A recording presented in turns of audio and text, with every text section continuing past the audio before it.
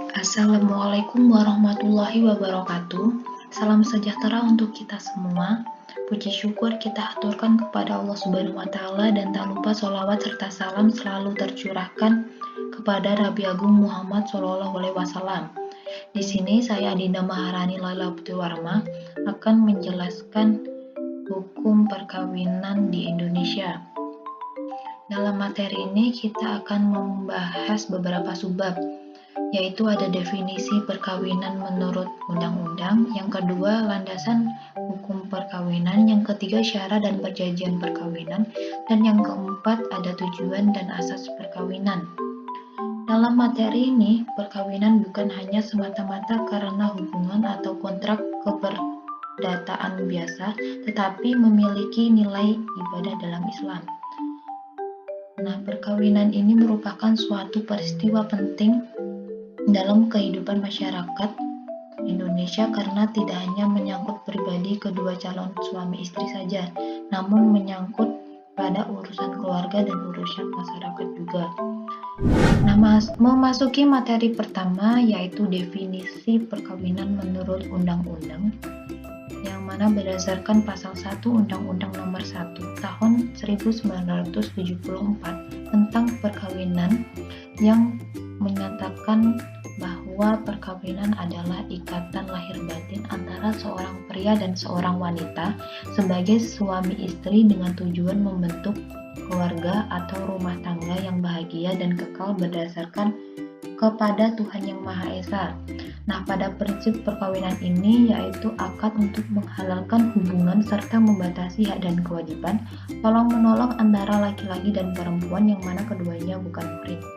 Sedangkan menurut kompilasi hukum Islam atau definisi perkawinan juga disebut dengan pernikahan adalah akad yang sangat kuat untuk mentaati perintah Allah Subhanahu wa Ta'ala dan melaksanakannya itu merupakan suatu ibadah. Memasuki materi kedua, landasan hukum perkawinan menurut undang-undang. Menurut ilmu hukum itu ada dua jenis hukum, yaitu ada ius constitutum yang mana hukum yang ditetapkan dan berlaku untuk saat ini, dan yang kedua ada ius constituendum yang mana hukum yang dicita-citakan atau untuk masa mendatang.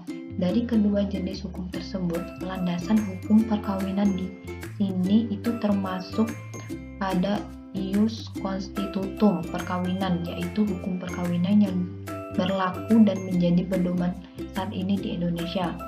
Hukum perkawinan di Indonesia ini merujuk pada Undang-Undang Nomor 1 Tahun 1974 sebagai aturan pelaksanaannya, dan Undang-Undang Perkawinan merupakan lex spesialis dari lex generalis, aturan perkawinan yang telah diatur dalam Kitab Undang-Undang Hukum Perdata atau KUH Per.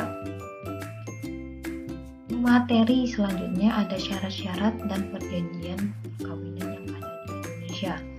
Syarat-syarat perkawinan menurut Undang-Undang Nomor 1 Tahun 1974 Pasal 6 tentang syarat-syarat perkawinan antara lain yang pertama, didasarkan atas persetujuan kedua calon mempelai saat melakukan perkawinan. Yang kedua, seorang yang belum mencapai umur 21 tahun dan ingin melangsungkan pernikahan atau perkawinan, maka harus mendapat izin dari kedua orang tua. Yang ketiga, seorang dari kedua orang tua telah meninggal atau dalam keadaan tidak mampu menyatakan kehendaknya, maka izin yang dimaksud ayat 2 pasal ini itu cukup diperoleh dari orang tua yang masih hidup atau dari orang tua yang mampu menyatakan kehendaknya. Yang keempat, dalam hal kedua orang tua telah meninggal dunia atau dalam keadaan tidak mampu untuk menyatakan kehendaknya, maka izin dapat diperoleh dari wali orang yang memelihara atau keluarga yang mempunyai hubungan darah dalam garis keturunan lurus ke atas selama mereka masih hidup dan dalam keadaan mampu menyatakan kehendaknya. Yang kelima, pengadilan dalam daerah tempat tinggal orang yang akan melangsungkan pernikahan atau perkawinan atas permintaan orang tersebut dapat memberikan izin setelah lebih dahulu mendengarkan orang-orang yang tersebut dalam ayat 2, 3, dan 4 dalam pasal ini. Yang keenam, ketentuan tersebut dari ayat 1 sampai ayat 5 pasal ini berlaku sepanjang hukum masing-masing agama dan kepercayaannya.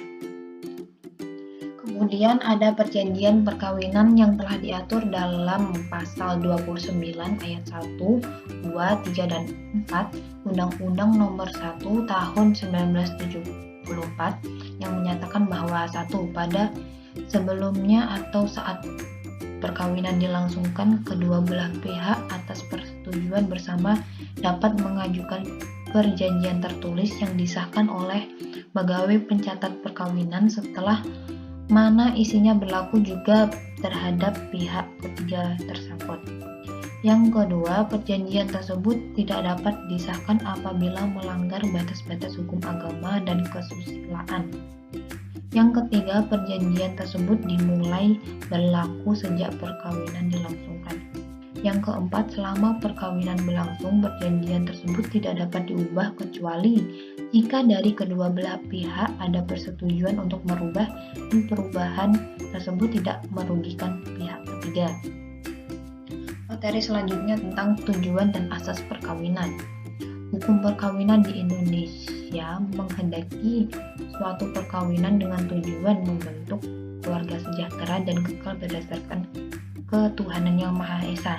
Selain itu juga untuk mencapai keluarga yang sakinah, kebajikan dan penuh kasih sayang serta saling menyantuni antara keduanya. Kemudian asas-asas dalam hukum perkawinan di Indonesia itu mengandung 1. Asas kesukarelaan, 2. Asas partisipasi keluarga, 3. Perceraian dipersulit, 4. Poligami dibatasi dan ketat, 5. Kematangan calon mempelai, dan yang keenam memperbaiki derajat kaum wanita. Baik, itu yang bisa saya sampaikan dari materi ini. Apabila ada kurangnya mohon maaf. Wassalamualaikum warahmatullahi wabarakatuh.